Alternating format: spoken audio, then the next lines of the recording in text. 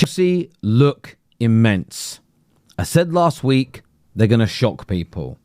The performance against Fluminense to make the final of the Club World Cup, that is the beginning of what I believe is going to be 12 months plus of some phenomenal performances, results that will shock people, and their signings starting to align.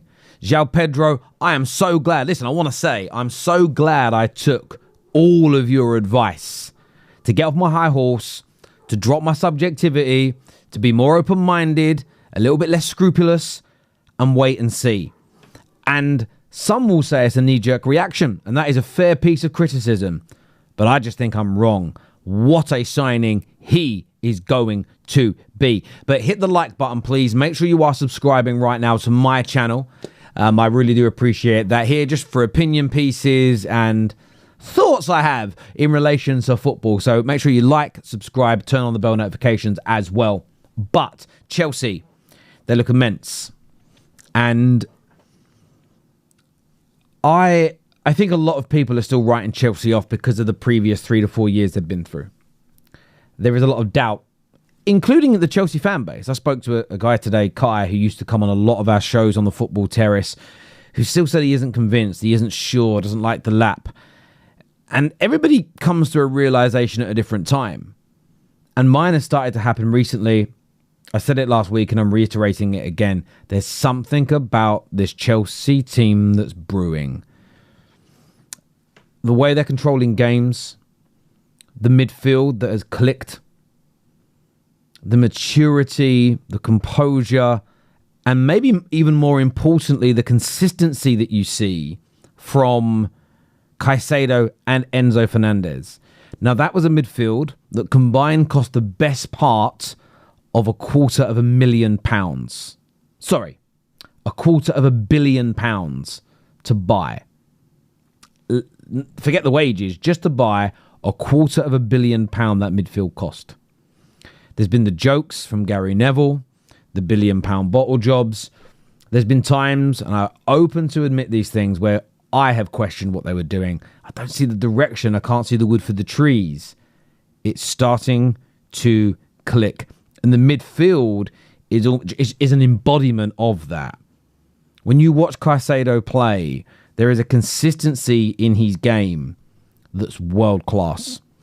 And by the end of this forthcoming season, he'll be looked at, if not already by some Chelsea fans, but by the wider footballing population as one of the best midfield players in the world, a world-class player.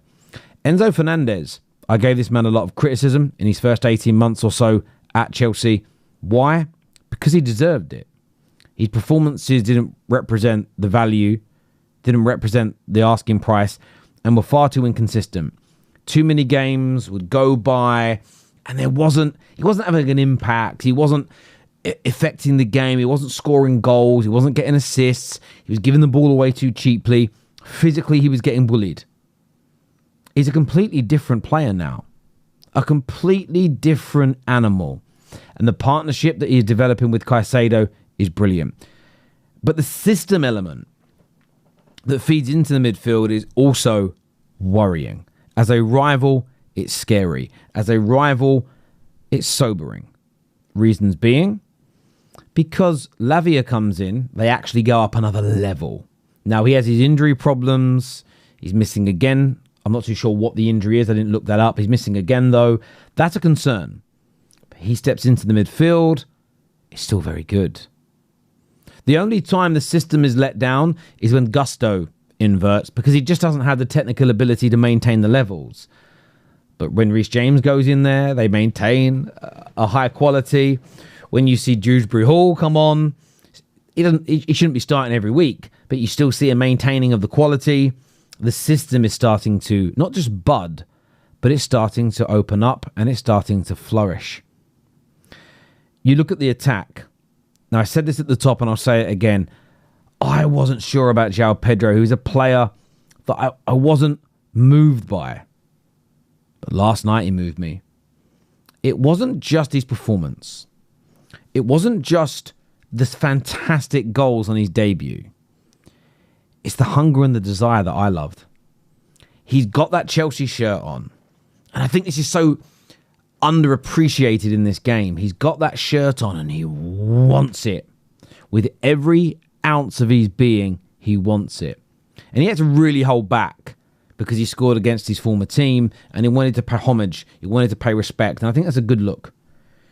But you could just see this tenacity, this never say die attitude that he's demonstrated in one and a bit games.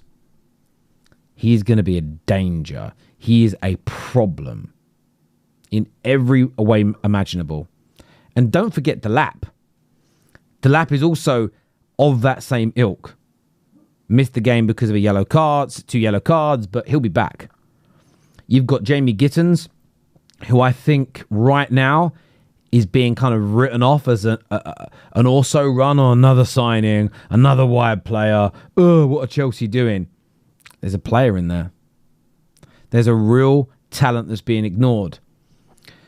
And Chelsea, since the March, if you look at Chelsea's record since the March international break, it's very good. Only 2 or 3 losses. Brilliant goal difference. Majority wins. The last 6 games of the Premier League, barring that Newcastle game, which, by the way, they were brilliant in the second half of that game with 10 men. They only got let down in that game because of a Nico Jackson red card and a very late, fluky goal that killed the game off. They've been a different animal. And I think that the training methods, the coaching, the culture, maybe the maturity level of some of the players is all starting to bubble up at the right time. They've gone to the Club World Cup. I still think they took the game against... Who beat them? It wasn't Palmares. I've now forgot who beat them. And that's terrible of me. I'm going to have to go and look while I'm recording this. I did this on the match reaction last night. I couldn't remember who beat them recently. Flamengo. Sorry, my apologies. I felt they took the game maybe a little bit too easy. And I also felt they just weren't prepared. And the Brazilian teams at the Club World Cup have all been very similar. Defend tight in a good unit and counter. And Chelsea just got caught cold in that game. And it hurt them. But the last 2 matches have been against Brazilian teams. And Chelsea have been so much better. More clinical, more compact themselves, disciplined. They've waited for those counter-attacks and reacted fantastically to them. And that in itself shows, again, that word, I will use it again and again and again and again with this team. Maturity, growth, know-how. And some will say they're buzzwords, Terry. Well, what do they mean? Well, maturity. A maturity and an understanding that, yes, we made a mistake, but we're not going to panic. We're going to assess what we got wrong, and we're going to implement those mistakes. We're going to work on those mistakes in training and then implement what we've learned so that we're more prepared. We're in better positions. We maybe don't commit an extra player in every attack. We leave a player, we leave a midfielder or a fullback in these holes and in these spaces to stop these counter-attacks. And they did that brilliantly. It was so hard for Palmares and Femanese to get the volume and the consistency of counter-attacks that Flamengo did.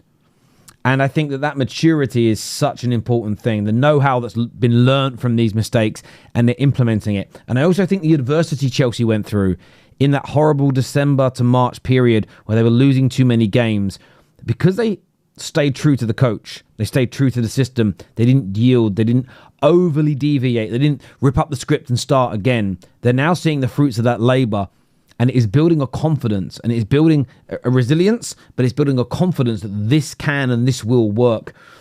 And all of this, by the way, has happened with Cole Palmer probably still playing a level or 2 beneath his true self.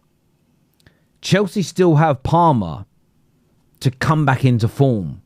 And when that happens, this is the team that is going to push for the title next year. I don't think they'll win it, but I think they're going to become a title contender.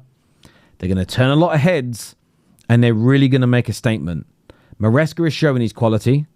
The team is coming together nicely. I think the signings this summer are so underrated. That is going to help them. They're going to catch a lot of people cold. I think they look immense right now. They're only going to get better. I want your views. I want your opinions in the comment section below.